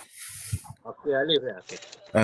Doktor, actually saya ada dua pandangan lah, tapi mungkin pandangan saya kurang tepat lah. Tapi yang pertama sekali, doktor, apa pendapat doktor pasal kalau macam semenjak 2-3 tahun lepas ni, ada beberapa pihak yang mengemukakan terhadap implementation semula local government election. Jadi apa pandangan doktor pasal perkara ni? Sebab saya tengok dalam slide doktor ada mengisahkan pasal governance apa semualah. So yang pertama je betul lah berkenaan dengan local government election di Malaysia lah. Dan yang kedua lah mengenai dengan local government itu sendiri. Kebanyakan kita punya local government ni boleh dikatakan dari segi macam sumber kewangan taklah kuat sangat kan, doktor. Tapi saya tengok macam di setengah-tengah bandar di Malaysia yang bukan di Klang Valley lah, contohnya Pulau Pinang ataupun di Johor Bahru. Bila saya tengok macam di Pulau Pinang contohnya kan, diorang dah lama nak membina sebuah sistem pengangkutan macam LRT lah contohnya kan. Tapi sampai sekarang masih lagi belum berjalan. Jadi adakah ini disebabkan oleh sumber kewangan itu sendiri adalah terlalu berpusat kepada kerajaan persekutuan, dan adakah doktor rasa kerajaan persekutuan perlu melepaskan beberapa sumber berkenaan kepada mungkin orang kata macam delegate kepada kerajaan negeri ataupun local government lah supaya mereka lebih independen contohnya. Sebab saya tengok kita punya federal government macam terlalu powerful dari segi macam nak mendapatkan kesemua sumber-sumber cukai di Malaysia kepada persekutuan. Dan I think saya rasa mungkin sudah tiba masanya the federal government should delegate more the resources towards the state and local governments lah. Because kita pun tengok kalau urban areas di Malaysia bukan sahaja di Lembah Kelang tetapi di bandar-bandar lain juga seperti di Pulau Pinang, di Johor Bahru, di Kota Baru, di Kuala Terengganu, Kuching, Kota Kinabalu apa semualah. Jadi mungkin ini akan pada pandangan saya mungkin akan dapat menyelesaikan sedikit sebanyak isu urbanisasi di seluruh Malaysia sajalah, bukan saja di Lembah Kelang. Okey, doktor, itu saja soalan saya atau pandangan saya. Ada dua soalan yang telah diberi oleh saudara Alif ni, Cik Alif ni. Pertama, pilihan raya local government. Yang kedua, tentang hubungan tiga kuasa. Punca kuasa, local government, kerajaan negeri dan kerajaan pusat dalam pembangunan di kawasan local government itu sendirilah dan kepentingan tertentu. Okey, saya jawab yang pertama. Saya setuju kalau diadakan pilihan raya untuk memilih wakil di local government ni, pilihan raya local government, tapi dengan syarat, betulkah pilihan raya itu hanya memilih tidak sampai 30 lebih perwakilan? hanya 7 ataupun 10 orang. Okey, kalau macam tu, kalau negara kita ni salah satu negara yang multiracial, macam mana kita nak pencalonan itu? Sebab kalau nak ikut pencalonan demokrasi PRU yang sedia ada, saya rasa akan melibatkan satu ketidakadilan berlaku di local government sebab bergantung kepada pengundi. Tapi kalau misalnya kita pilih dari segi memilih calon tu pun dah ada cara yang tertentu untuk memenuhi konsep multiracial tadi ataupun masyarakat yang berbagai etnik dan budaya ni, saya setuju. Tapi kalau open macam tu saja, saya tak setuju. Mungkin akan berlaku hanya satu-satu kaum saja akan menjadi majlis perwakilan. Itu saya punya pendapat lah. Kalau nak buat local government punya pilihan raya. Jadi misalnya contoh katakan 10 orang kita nak lantik sebagai perwakilan di majlis itu dengan PRU ataupun pilihan raya local government. Okey, berapa orang Bumiputera, pewakil Bumiputera yang kita nak lantik? Berapa orang ni? Daripada 5 katakan 15 orang. 5, 2 lah katakan. 5, 12. Ataupun kita ambil 5, 4 ataupun 5, 3, 2. Okey, 5 Melayu, Cina, 4, 3 India. Ataupun etnik lain lah, saya tak tahulah di Sabah dan Sarawak. Yang itu perlu diaturkan. Dari peringkat pencalonan tu sendiri. Baru orang rasa puas hati.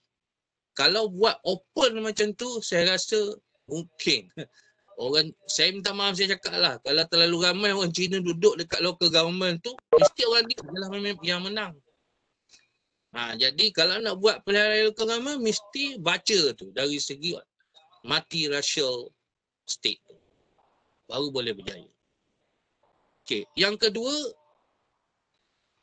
pilihan raya tu nak pakai duit siapa? Nak pakai duit pencukai ataupun punca kuasanya adalah federal government yang bagi. Itu pun satu hal juga. Bentuknya macam mana?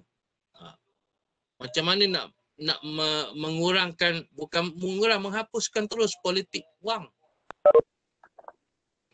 Politik wang ni lah menyebabkan apa yang berlaku sekarang. Kalau betul-betul telus, saya sokong. Tapi kalau budaya pilihan raya umum dibawa dalam local government, rosak local government tu. Itu kepercayaan saya. Okay. Yang kedua, bagaimana punca kuasa tadi, local government, state and federal. Utamanya projek-projek besar. Sebenarnya, dalam hubungan federated and state, macam sistem konstitusi negara kita ni, tak dapat tidak kerajaan persekutuan kena cairkan projek dia tu bukan hanya di Lembah Kelang tapi di agama yang memerlukan. Tak kira lah di Pulau Pinang ke, di Johor Bahru ke dan sebagainya. Macam saya tengok di Johor Bahru tu, antara jalan Tun Razak sampailah ke Skudai sana. Perlu LRT sebenarnya. Jadi kalau harapkan kerajaan negeri, saya rasa mereka tak mampu nak bina LRT ataupun sistem rail punya pengangkutan. Sebab situ penduduk padat kan, orang sentiasa pergi ke Johor Bahru, balik semula ke Skudai ataupun ke Kulai dan sebagainya. Perlu ada. Kita dah ada rail yang ada tu, besarkan aja lah. Untuk perkhidmatan seperti itu. Dan tak dapat tidak kerajaan persekutuan kena bagi. Itu adalah tanggungjawab sebenarnya. Sebab tu dalam konteks federated and state ni dan juga local government ni, bukan bermaksud you dah kerajaan tu cari duit sendirilah. No. Itu bukan konsep yang kita faham. Sebab bila cukai-cukai ni dipanggil wang yang disatukan. Tujuannya kalau misalnya Lembah Kelang cukai dia terlalu banyak koleksi, dia kena berkongsi dengan orang lain. Dia tak boleh nak bangun kawasan dia saja. Perlu dikongsi bersama dengan local government yang lain. Sebab tu dipanggil wang disatukan. Kalau tidak tak bermakna dengan konsep federated and state. Sebab itu saya selalu bertanya dalam konteks Smart City Framework ni, bajet mana yang kita nak gunakan untuk local government laksanakan? Mana bajetnya? Mana jabatan ataupun agensi kerajaan di peringkat pusat yang betul-betul memegang konsep ni? Adakah KPKT? Adakah Kementerian Wilayah Persekutuan? Adakah JPBD? Kita tak tahu. Sebab peruntukan tu tak nampak. Jadi secara tak langsung, punca kuasa ni dia harus memainkan peranan yang balik kepada apa yang kita faham dalam konsep konstitusi negara lah. Kita jangan dengar tafsiran politician. Tafsiran politician ni kadang-kadang dia tak ikut constitution pun. Dia ikut kuasa dia. Jadi secara tak langsung, local government kena berani buat kertas kerja. Katakan Majlis Bandaraya Johor Bahru, dia kena berani buat kertas kerja, dia perlukan ini daripada Kerajaan Persekutuan. Majlis Pemandaran Pulau Pinang, betul, dia perlukan ini dalam Kerajaan Persekutuan. You fight. Sampai dapat. Ya? Jangan kecewa lah. Jangan orang kata buat sekat jalan. You kena ada professional will and political will lah dalam konteks ini. Kalau tidak, sebenarnya peranan pegawai-pegawai local government ni dia lebih bermakna daripada, saya minta maaf lah, daripada ahli majlis. Sebab pegawai-pegawai local government ni dia tahu. Dia ada fakta, dia ada pengalaman, dia tahu keperluan kawasan dia dan hujah-hujah dia lebih sistematik. Sebab tu kena buat satu kertas kerja, terjemahan daripada local plan yang ada tu dan bagi kepada kementerian yang berkaitan. Dan sudah masanya projek-projek prasarana ni dah mula keluar daripada Kuala Lumpur. Misalnya yang saya kata tadi, antara pusat bandar Johor Bahru ke Kulai misalnya, itu ada LRT ke apa ke dan sebagainya. Terutama juga di Pulau Pinang dan lain-lain. Itu jawapan saya lah. Ada soalan lain?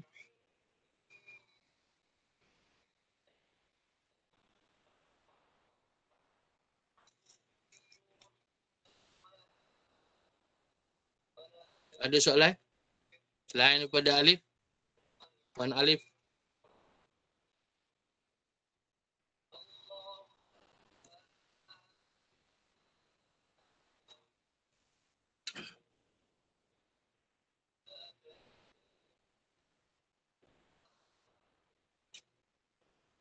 Ada soalan lagi? Pandangan ke? Bukan soalan je, pandangan.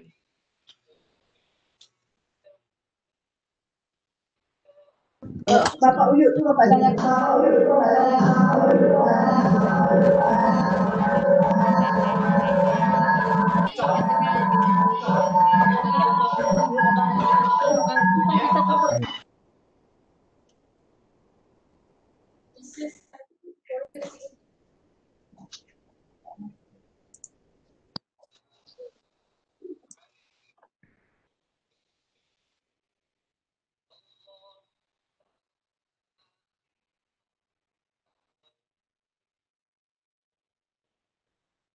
Ada soalan tak? Terus dia, ada orang nak bagi soalan ataupun pendapat?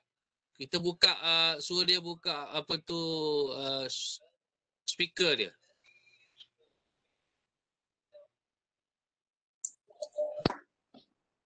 Okay, ada apa soalan daripada peserta? Kalau ada, boleh cek ataupun terus direct unmute mic lah.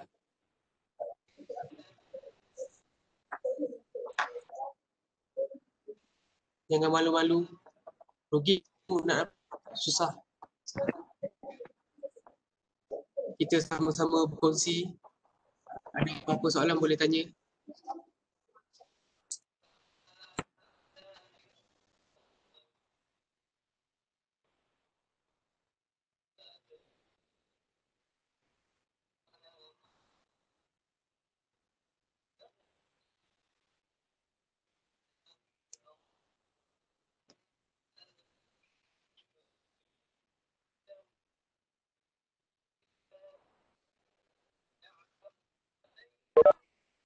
Sukri apa? Siapa nak soal ni? Siapa nak bagi pendapat?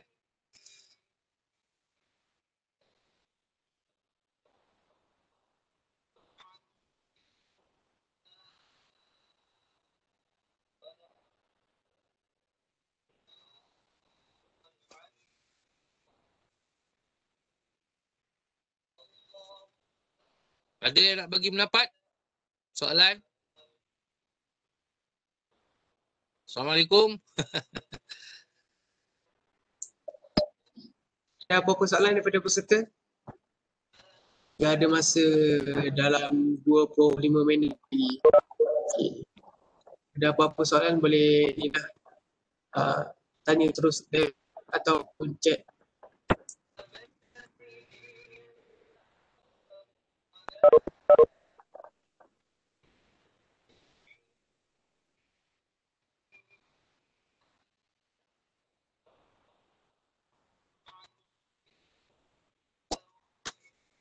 Assalamualaikum. Salam. Ya, Hasnina.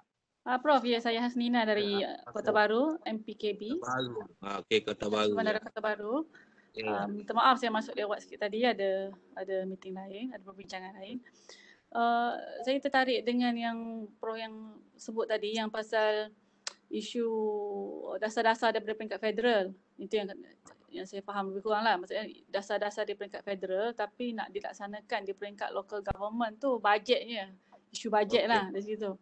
Isu bajet, isu kekangan manpower di local authority. Ya. Contoh untuk BBT yang besar-besar tu tak apalah. Kota Baru ni walaupun kita satu-satunya majlis perbandaran pun masih kekangan juga sebab kita punya planner pun cuma 2 orang saja dan unit-unit yang ada tak mencukupi untuk melaksanakan dasar tu. Jadi kadang-kadang isu di sini bukan sahaja bajet lah Prof. Sebenarnya kalau isu praktikal kita tu bukan sahaja bajet tapi juga dari segi siapa yang nak melaksanakan tu. Jabatan yang terlibat. Contoh macam local agenda pun sampai sekarang pun PKB laksana tapi bukan perancang yang laksana, jabatan lain. Tapi tak semua dalam dasar local agenda tu dilaksanakan. Mungkin dari segi pelibatan masyarakat pun dari segi program-program sahaja, sedangkan dari segi local agenda, dari segi public participation dalam sepatutnya dari peringkat decision making lagi public tu dah didedahkan atau tapi slowly lah. Apa yang kita boleh buat adalah di local authority ni adalah dalam kekangan, dalam mana-mana ruang yang kita boleh laksanakan, kita cuba laksanakan lah. Jadi isunya bajet tu cara yang baik daripada Prof mungkin kita cuba usahakan selepas ni untuk laksanakan tu kita cuba minta bajet dan juga dari segi penjawatan lah untuk bahawa kita berminat untuk laksanakan, kita ada azam untuk laksanakan tapi disebabkan oleh kekangan-kekangan ni jadi kita minta apa-apa yang kita lakukan daripada BBT. Itu saja pandangan dari saya lah Prof. Terima kasih banyak. Sebagai respon daripada pandangan oleh Puan Hasnina ni tadi daripada Kota Baru ya. Jadi ada 2-3 perkara yang dinyatakan ialah bagaimana kita nak laksanakan dasar perbandaran di peringkat federal, khususnya smart green city ni ialah dari segi bajet. Bajet tadi kita dah beritahu dah kita dah bincang. Manpower Jadi manpower ni sebenarnya ada 2 benda yang kita boleh laksanakan. Pertama, perkongsian ilmu antara pegawai-pegawai local government. Saya tak tahu ada tak dipanggil sandwich system di mana bila satu-satu pegawai tu dia nak mendalami dasar yang ada dan dia dapat bimbingan secara directly on that time. Ada tak sistem tu dalam konteks local government? Misalnya ada laman web tertentu ke atau sistem tertentu ke? Contoh saya pegawai di Kota Baru, saya nak tahu tentang apa sebenarnya smart city ni, mana punca boleh kita gunakan. Saya dapat hari tu juga maklumat tu dengan bimbingan daripada rakan-rakan daripada Lembah Pilang yang mungkin banyak pengalaman dari segi itulah. Ada 2, satu kita sediakan sistem, satu lagi ikhtiar daripada pegawai itu sendiri. Itu salah satu cara lah.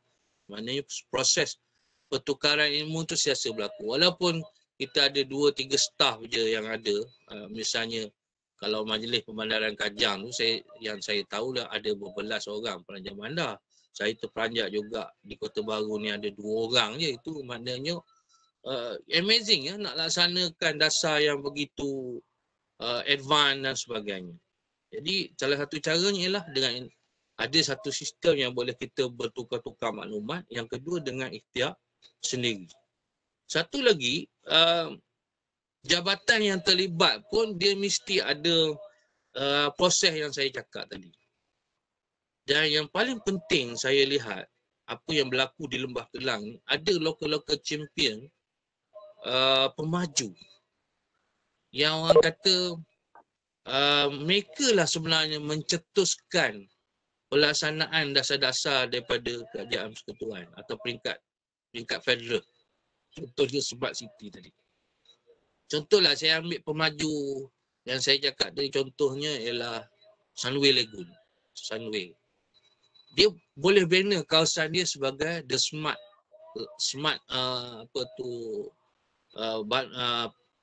cities dan juga smart society dia bina di kawasan dia.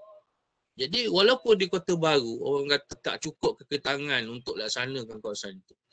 Tapi kita boleh juga menjemput pemaju-pemaju yang baru-baru ni membangunkan satu kawasan ataupun kawasan yang sedia ada, bagaimana nak upgrade dia smart dengan pelaburan mereka.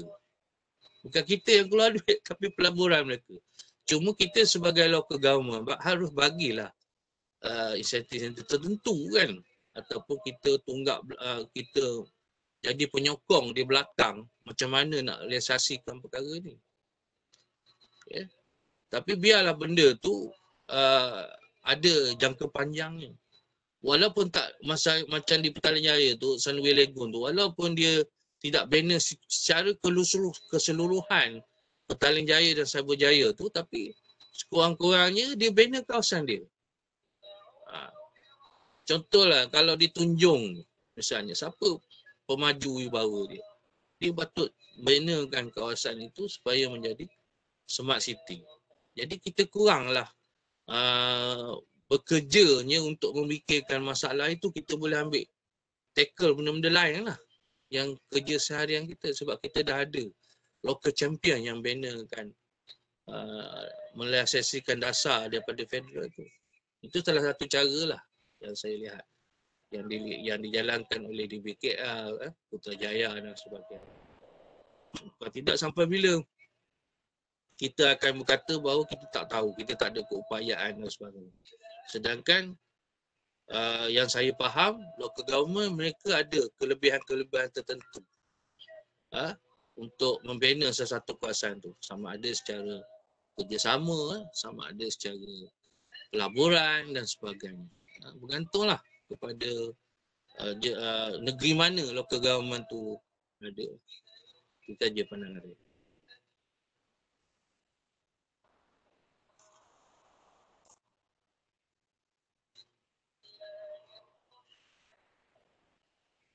Ada soalan lagi?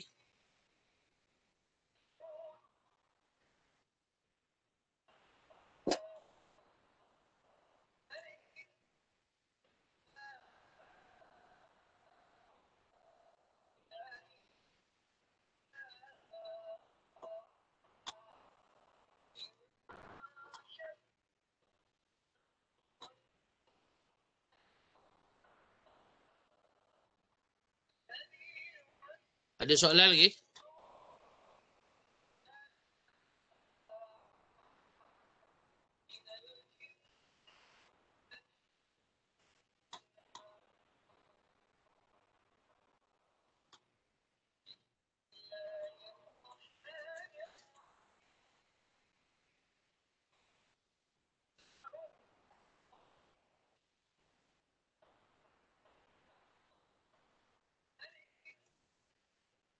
Ada soalan lagi ke? Pendapat ke apa?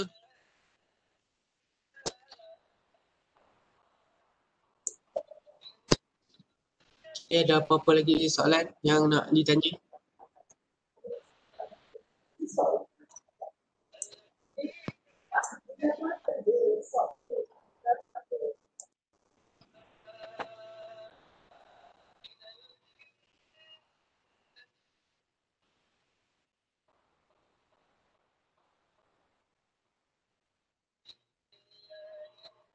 Ada soalan tak?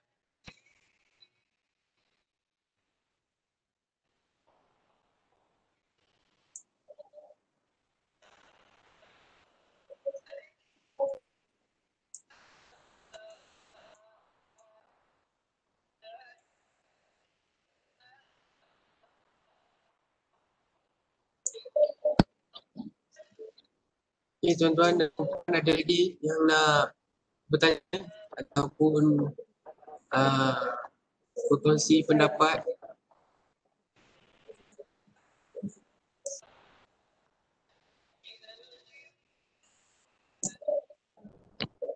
Sementara ada beberapa minit lagi untuk kita tamatkan sesi khusus kita pada pagi ini. Okay, kita minta untuk bagi kerjasama untuk memberikan soalan dan pendapat tuan-tuan dan puan daripada PBT masing-masing ataupun agensi.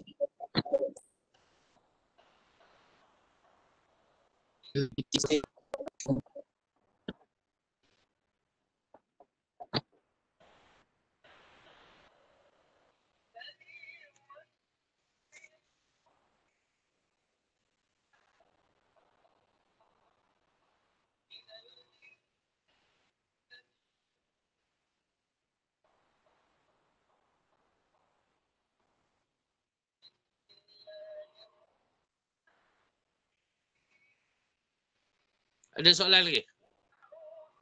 Saya nak dengar sangat pengalaman tuan-tuan dan puan-puan, mungkin idea yang lebih advance lagi pada saya cakap ni, ataupun apa yang saya cakap ni kurang tepat. Tak apa, tak ada masalah. Saya boleh terima. Kita kongsi-kongsi lah pengalaman yang ada.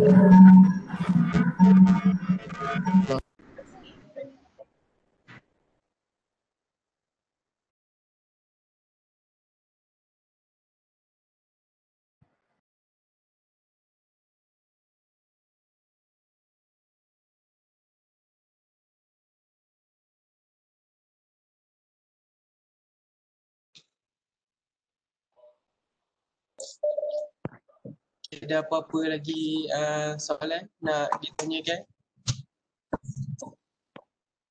Doktor, macam mana? Tak ada yang nak bertanya? Kalau tak ada, tak apalah. Takut ada yang nak tanya, dia tak dapat nak hubungi. Ada tak? Oh, Macam tadi ada nak bertanya seolah-olah ada, tapi dia timbul sekejap je sebab networking sini teruk lah. oh. Tapi tu lah. Ada yang bagi chat tu, doktor. Yalah, ada yang bagi chat tapi saya tak boleh nak tengok.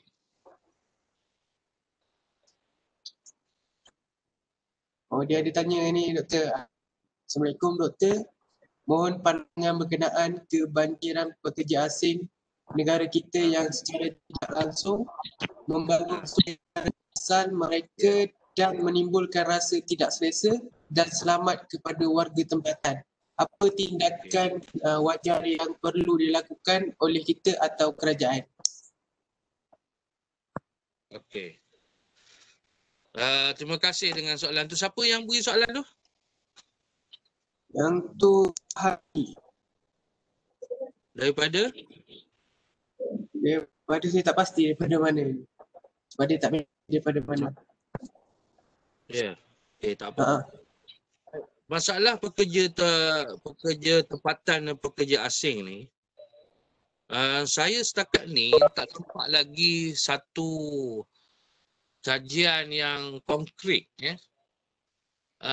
Sebenarnya warga asing terlibat dalam ruang pekerjaan yang mana? Yang kita nampak lah. Tapi yang tak nampak tu. Sebab tu ada data tu di peringkat local government. Yang keduanya, bila ada maklumat seperti itu, kita harus kena pasti ruang pekerjaan mana yang sepatutnya warga asing tak boleh masuk. Tapi dimasukkan. Contohlah pemandu lori. Pemandu lori dan pemandu jentera berat. Contoh di tempat pembinaan ataupun di luar tempat pembinaan. Sepatutnya peluang pekerjaan ini tak boleh warga asing lakukan sebab dia memang khusus untuk pekerja tempatan. Tapi oleh kerana pemaju ataupun kontraktor ni nakkan harga bayaran gaji yang murah, mereka gunakan. Sedangkan dari segi keselamatan, warga asing ni tak layak mengendalikan jentera berat dan juga lori tadi. Kerana mereka tak ada lesen dan sebagainya. Jadi penyusunan pengkajian semula pekerja asing itu dalam sektor-sektor pekerjaan tu tak nampak jelas lagi. Kita kata tak cukup yang mana? Tak cukup yang mana? Contohlah sekarang ni. Saya buat satu kajian di penggunaan teknologi lah di di Sekencan tempat penanaman padi jelapang padi kita lah. Ada beberapa perkara tindakan kerajaan boleh galakkan perkara ni lah supaya tenaga kerja asing ni tak perlu digunakan pun. Contoh dari segi pembajaan dan juga meracun di sawah-sawah. Mereka sekarang ni ada anak-anak muda yang terlibat menggunakan drone untuk meracun dan juga membaja di dalam sawah dengan bayaran sebis lebih kurang RM40 ke RM50 satu sawah, tapi racun ataupun baja itu tanggungan petani itu sendiri. Jadi secara tak langsung penggunaan tenaga asing ni, pekerja asing ni dapat dikurangkan sebab sebelum ni kerja-kerja itu dilakukan oleh orang Bangladesh, orang Bangla lah katakan kan. Tapi dengan ada drone ni, kerja semakin cepat, proses meracun tu lebih melata, lebih menyeluruh dan proses membaja pun begitu juga. Kalau menggunakan tenaga manusia ni, dia ada had limit dia lah nak mencapai ruang padi yang nak diracunkan tu. Tapi gunakan drone, dia racun daripada atas ataupun dia baja daripada atas, boleh katakan keseluruhan padi itu mendapat apa yang telah ditaburkan oleh drone tu lah. Sama juga dalam konteks tenaga asing di sektor lain. Saya tak nampak setakat ni. Kita hanya cakap ni tak cukup, kita perbenarkan. Macam contoh dululah dalam kesatuan pengusaha-pengusaha stesen minyak ni. Saya ingat dulu tahun 90-an ataupun awal tahun 2000-an tak silap saya. Mereka mengatakan mereka susah dapat pekerja-pekerja tempatan. Dan juga pengisian minyak sekarang akhirnya pengisian minyak dibuat oleh pelanggan ni. Kita bayar kat kaunter, kita isi minyak sendiri. Tapi dalam waktu yang sama, saya lihat pekerja asing ni kononnya tak nak pakai pekerja lah. Maknanya pelanggan pergi bayar, isi sendiri. Maknanya tak perlu pakai pekerja. Tapi sejak akhir-akhir ini saya tengok pekerja asing pula mengambil alih pekerja tempatan tadi dalam konteks menjaga pam-pam minyak ni. Saya rasa bukan itu agendanya. Agendanya ialah sebenarnya nak mengurangkan bayaran gaji ataupun cost emolument tu. Yang pentingnya bukan masalah susah. Sebab bila dia menggajikan tenaga tempatan ni, sudah tentu dia terpaksa fikirkan SOCSO, EPF dan sebagainya orang yang pengusaha ni. Jadi taktik-taktik macam tu saya rasa tak baik lah untuk kemajuan negara, dan kita kena siasat perkara ini ataupun kita kena buat studi yang mendalam lah kenapa benda ni perlu pekerja asing, yang ni tak perlu yang sebenarnya dan sebagainya. Sekarang kita lihat di sesi minyak, tengok pekerja asing pula mengambil alih kerja tempatan. Sedangkan sebelum itu local people dia boleh kerja dua pekerjaan dalam satu hari. Pagi dia buat kerja yang lain, petang mungkin dia bekerja di pam minyak dan sebagainya. Dah dua pendapatan di situ. Jadi untungnya orang local government. Tapi sekarang ni tak boleh dah. Ya, bila minta ada orang asing bekerja. Lagi gaji dia lebih murah, dia minta daripada orang tempatan. Itu sebagai contoh lah. Jadi saya katakan kita kena ada maklumat yang jelas dalam konteks ini. Di mana pekerja asing tak perlu. Bagi local government senang je tengok dekat tapak-tapak pembinaan. Sebenarnya dia gunakan pekerja tempatan ke pekerja asing dalam mengendalikan jentera-jentera berat, lori dan sebagainya.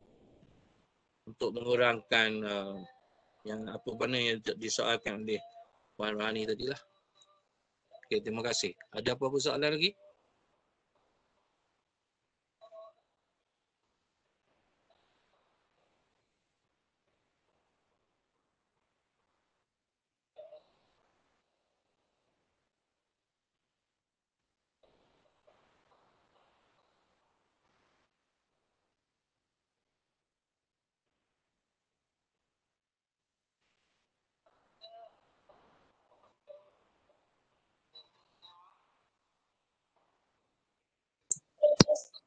Kira-kira kita ada satu lagi soalan daripada Cik Sahid daripada MP Sepang. Tadi masa ada soalan dia lah, sisi pembentangan awal tadi kita ada mention berkaitan MP Sepang atau Cyberjaya mengenai 3 komponen pembangunan smart city lah. Low carbon city dan safe city. Sekadar perkongsian, MP Sepang telah mensyaratkan pemakaian GPPMS, garis panduan pembangunan mampan Sepang, untuk diguna pakai untuk pembangunan baharu oleh pemaju bermula Januari 2020, di mana komponen-komponen pembangunan smart city, low carbon city dan juga safe city perlu dipraktikkan dalam pembangunan baharu melalui permohonan kebenaran merancang. Garis panduan berkenaan pelaksanaan komponen pembangunan mampan adalah berdasarkan seperti jenis pembangunan. Perincian adalah seperti dalam garis panduan.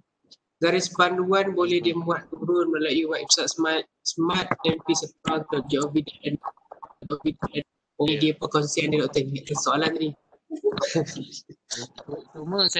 Cuma saya nak tahu, katakan saya sebagai pemaju, saya kena ikut keempat-empat sekali ke ataupun berkaitan dengan pembangunan saya. Katakan kalau sekadar tema pembangunan saya tu untuk banner Smart City, maknanya saya kena ikut garis panduan Smart City.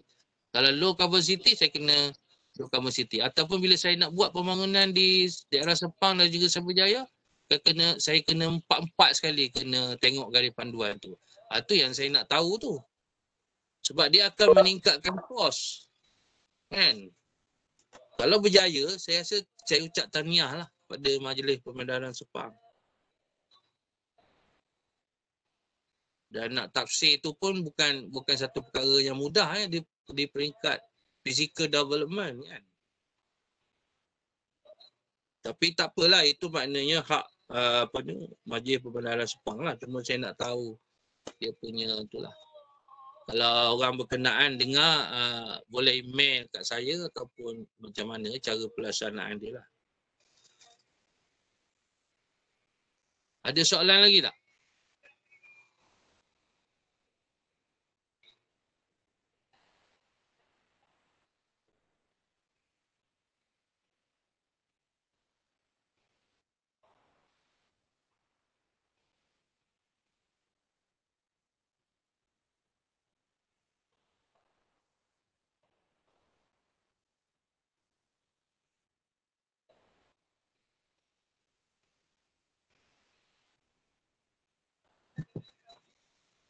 Ada soalan tak?